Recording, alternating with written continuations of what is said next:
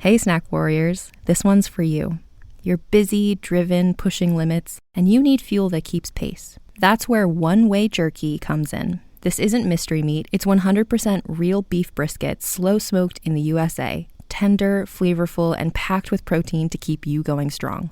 And speaking of strong, here's the one-way jerky flavor lineup. Original, sweet teriyaki, sweet and spicy mango, spicy barbecue, and hot brisket. Those are flavor profiles that range from savory sweet to painfully bold. Right now, your first order ships free, and you can score 10% off with code TENDER. That's real brisket, zero compromised, delivered to your door. Craving that melt-in-your-mouth high-protein snack? It's just one click away. Toddcastjerky.com. That's toddcastjerky.com, and you can get 10% off with code TENDER. When it comes to jerky, there's only one way. And now, stop me if you've heard this before on the Toddcast podcast. Don't you just love feeling the energy of hockey, being at the rink, the power of the Vancouver Canucks, the crowd, the start of every game, hearing Elizabeth Irving belt out the Canadian anthem? She's done that since a wee lass, and more on that in just a sec. Of course, Elizabeth is more than an anthem singer. She's an award-winning singer-songwriter. Just follow her Instagram account. You'll see exactly what I mean. She has posted some amazing videos. She's also a voice actor, which you'll hear about if you watch our full conversation at our YouTube channel. Great to have Elizabeth on as a guest and talk about the artists that she admires, like Lady Gaga, Adele, Ella Fitzgerald, Taylor Swift. Her love of Disney came up. So did binge watching Grey's Anatomy and true crime docs, seeing Backstreet Boys in concert. She shared a near-death driving story, the booing of the U.S. national anthem, Trump's tariffs. She talked about hating to lose to the Toronto Maple Leafs. Who doesn't? And stop me if you've heard this before. Elizabeth talked about being super young when she first sang the anthem for the Vancouver Canucks. I was 10 years old when I first started with the Canucks. So I was a wee one. I wasn't actually unaware. I was used to being on stage. I did musical theater all growing up. So crowds were something I was used to and comfortable with. So I apparently, according to my parents, had this really confident, calm attitude about me. I think they were saying that they were freaking out on the side. Like, oh my goodness, is she going to be okay? Is she going to break down? Like, she's a 10-year-old. Who knows what's going to happen? She could easily say, I'm not doing it.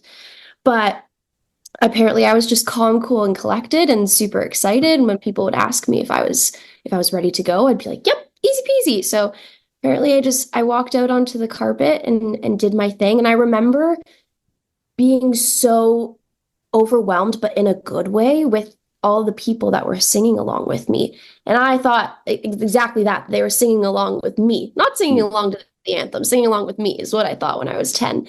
And I remember when they all cheered at the end of the Canadian anthem, I thought they were just cheering for me. So then up goes my hand and I decided to wave at them, which was something that was not rehearsed at all with my parents. So I think they were both on the sidelines being like, what is she doing?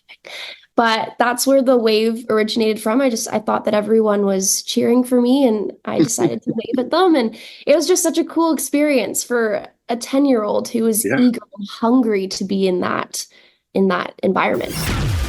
Stop Me If You've Heard This Before on the Toddcast podcast is powered by the HomeDwell Group. Buying a house? Selling your home? Contact Kyle at homedwell.ca today. Hey, Michael. Hey, Tom. Okay, so you want to tell him, or you want me to tell him? No. I got this. People out there. Yeah. People, lean in. Get close. Listen, here's the deal. We got big news. We got monumental news. We got snacktacular news. Yeah, after a brief hiatus, my good friend Michael Ian Black and I are coming back.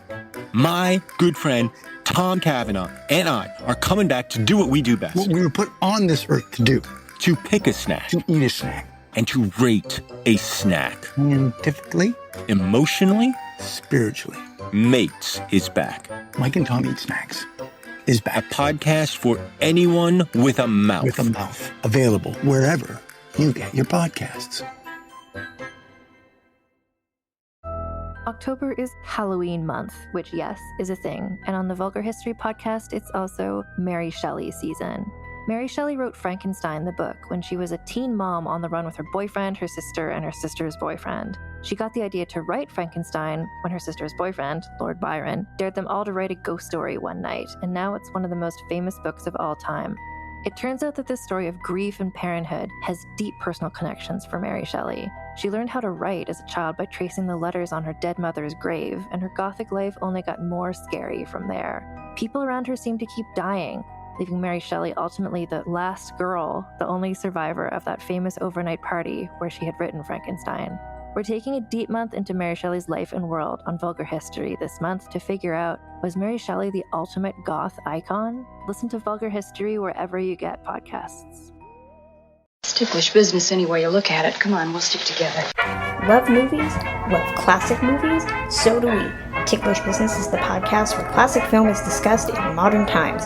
Hosted by me, film journalist Kristen Lopez, and my co-host, author Emily Edwards, we dive into the golden age of cinema with fun, heart, and serious expertise. As published film historians and lifelong classic movie buffs, we bring insider insights, deep research, and lively debates with a variety of special guests, ranging from celebrities like Holly Madison to TCM luminaries Dave Karger and Eddie Muller, and even family members of old Hollywood legends. Subscribe now to Ticklish Business on your favorite podcast app, and let's talk about old Hollywood today.